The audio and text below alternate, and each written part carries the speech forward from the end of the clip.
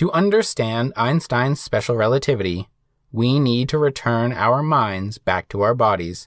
We need to be the measuring device, taking in perceptual data or energy from the outside world, pursuing objectivity completely.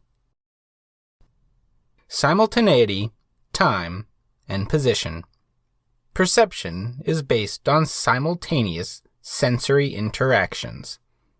The formation of the perceptual level is the result of neurons firing together, and therefore wiring together, caused by the energy received by the sense receptors.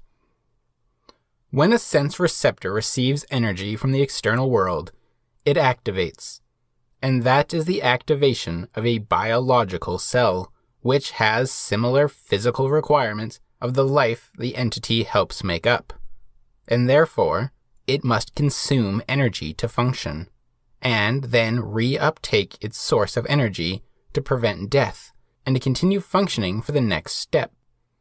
The activation of a cell causes the cell to become temporarily unable to activate again, equivalent to not being able to kick because your leg has just kicked and cannot kick again, it is at full extension.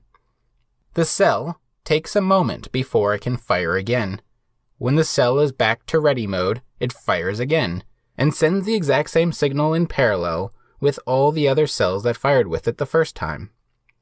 Given enough exposure to repeating simultaneous activations, patterns emerge in the cortex, dots, lines, circles, squares, triangles, etc., including patterns of motion, for example.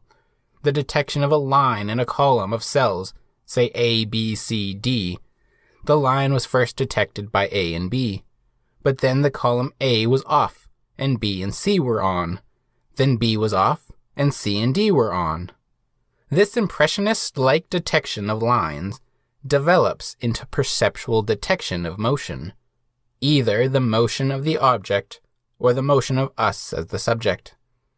An essential characteristic of a percept is the fact that it is perceptually constant.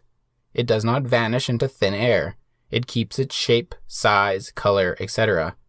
For an object to be perceived, it needs to be something that remains the same. It doesn't change over many reoccurring activations of sense receptors. And it needs to be occurring simultaneously to every sense receptor receiving energy from it. The perceptual level of cognition is based on simultaneous sense reception activations.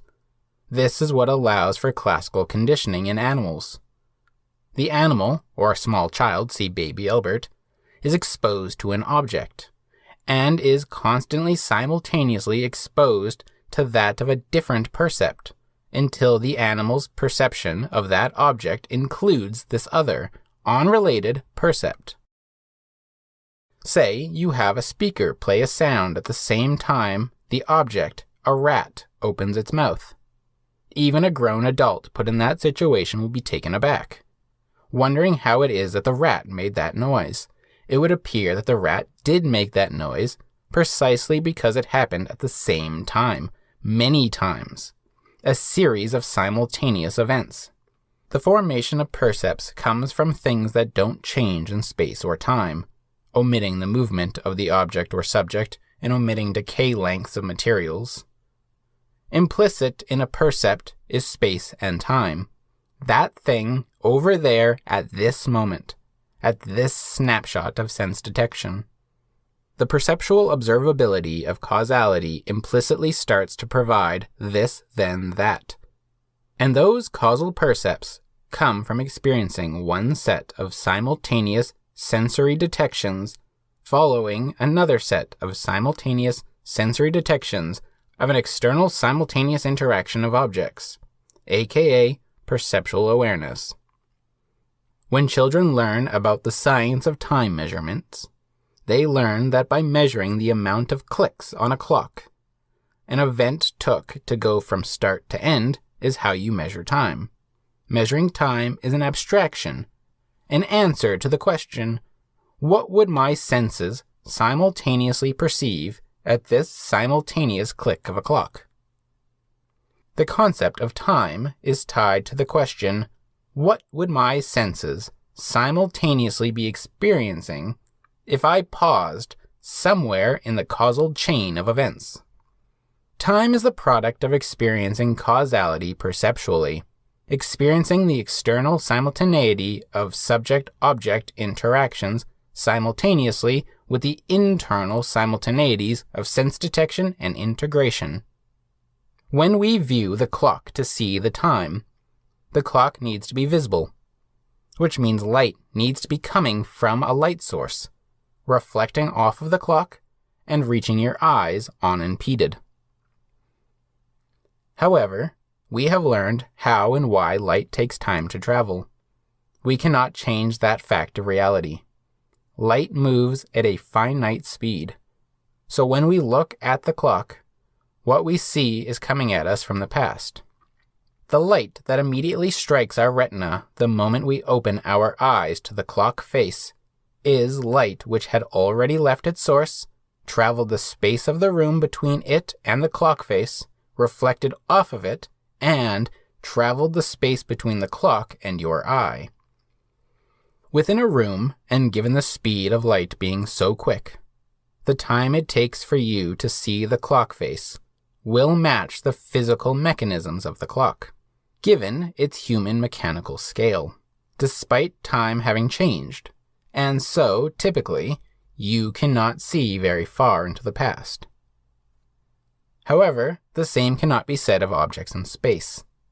For instance, from Ole Romer's work, we know that it takes about 8 minutes for the light of the sun to reach Earth in a straight line. So if the sun were to magically vanish, it would take us 8 minutes to notice. The research of this ether that light was traveling through to get from the sun to us led to the scientist James Bradley discovering that light always travels in that ether at the same speed. Further research was then conducted to check whether the Earth's motion, or something about the Earth, was causing it to only appear as if it were traveling at the same speed, through a process they called ether drag. This led to the scientists Michelson and Morley to conclude, through not finding any drag effect, that the ether drag hypothesis, also known as the luminiferous ether theory, was to be rejected. If the effects of the speed of light in vacuum is an illusion, it is not one caused by ether drag. The speed of light as a constant was proven by James Clerk Maxwell by showing that the speed is the speed at which the fields of electricity and magnetism interact. And therefore, nothing can be faster than the causal connections which allow for the existence of all observers. This video is possible thanks to contributions to the Existence University Patreon by viewers like you. Thank you.